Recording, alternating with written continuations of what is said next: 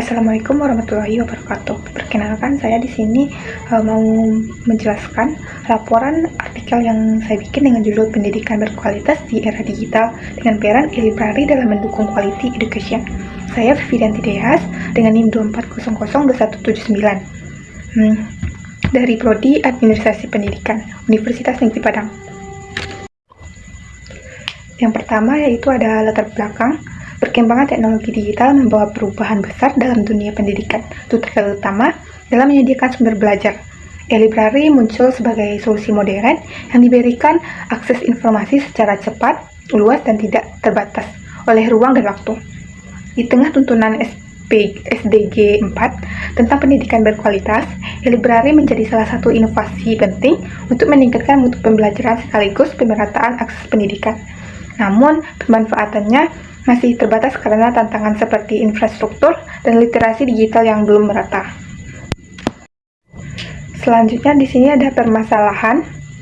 Pemanfaatan e-library dalam pendidikan menimbulkan sejumlah pertanyaan seperti bagaimana peran e-library sebagai sumber belajar modern, sejauh mana kontribusinya terhadap mutu pembelajaran, dan bagaimana fungsi dalam pembelajaran daring dan blended learning, serta apa saja hambatan yang masih muncul dalam proses implementasinya.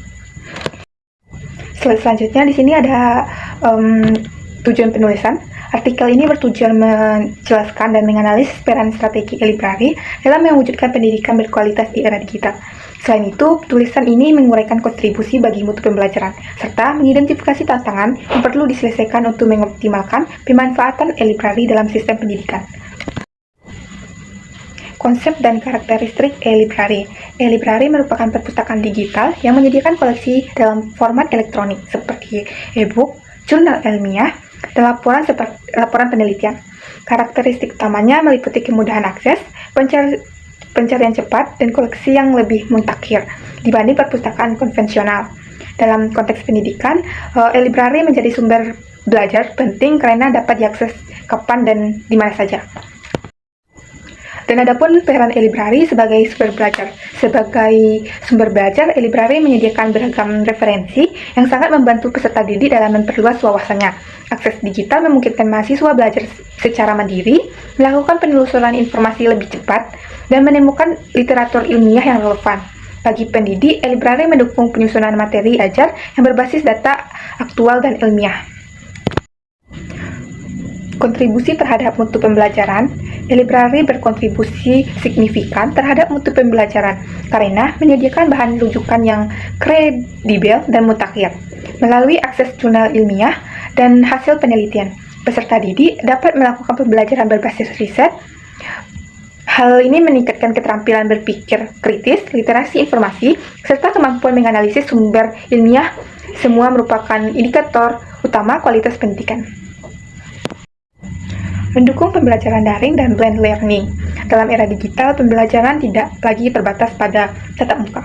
E-library menjadi penunjang penting dalam pembelajaran daring maupun blended learning, karena menyediakan bahan bacaan dan referensi yang dapat dipelajari secara mandiri di luar jam kelas. Fleksibilitas ini mendukung konsep lifelong learning, di mana belajar dapat dilakukan sepanjang hayat. Pemerataan akses pendidikan. Salah satu keunggulan besar e-library adalah kemampuannya menjangkau pengguna dari berbagai wilayah. Mahasiswa di daerah terpencil yang tidak memiliki perpustakaan fisik tetap bisa mengakses sumber belajar melalui platform digital. Dengan demikian, e-library membantu mengurangi kesenjangan pendidikan dan mendukung prinsip pendidikan inklusif dan keadilan, bagaimana kecantum dalam SDG 4. Di sini juga ada tantangan pemanfaatan e-library. Walaupun memiliki banyak kelebihan, pemanfaatan e-library masih menghadapi kendala. Keterbatasan jaringan internet membuat akses tidak merata. Literasi digital pengguna juga masih rendah, sehingga banyak mahasiswa maupun pendidik belum mampu memanfaatkan e-library secara optimal. Selain itu, integrasi e-library dalam proses pembelajaran masih belum maksimal. Adapun upaya optimalisasi. Optimalisasi e-library membutuhkan dukungan berbagai pihak. Institusi pendidikan perlu memperkuat infrastruktur digital serta kebijakan pemanfaatnya. Pustakawan harus meningkatkan layanan literasi informasi. Di sisi lainnya, peserta didik dan pendidik perlu meningkatkan literasi digital agar mampu memanfaatkan e-library secara efektif dan tanggung jawab. Kesimpulan dari artikel ini, e-library memiliki peran strategis dalam mendukung pendidikan berkualitas di era digital. Kehadirannya membantu meningkatkan mutu pembelajaran, mendukung pembelajaran daring, serta memperluas pemerataan akses pendidikan. Namun, tantangan seperti infrastruktur dan literasi digital perlu diatasi melalui upaya kolaboratif agar memanfaatkan lebih optimal. Yang terakhir ada saran, institusi pendidikan disarankan memperkuat kebijakan informasi digital. Pendidikan perlu memanfaatkan e-library sebagai bagian dari strategi pembelajaran. Mahasiswa diharapkan meningkatkan literasi informasi untuk mendukung pembelajaran mandiri. Sementara itu, pustakawan perlu terus mengembangkan koleksi digital dan layanan informasi lebih responsif. Mungkin hanya sekian presentasi dari artikel. Kalau ada salah kata, mohon dimaafkan. Assalamualaikum warahmatullahi wabarakatuh.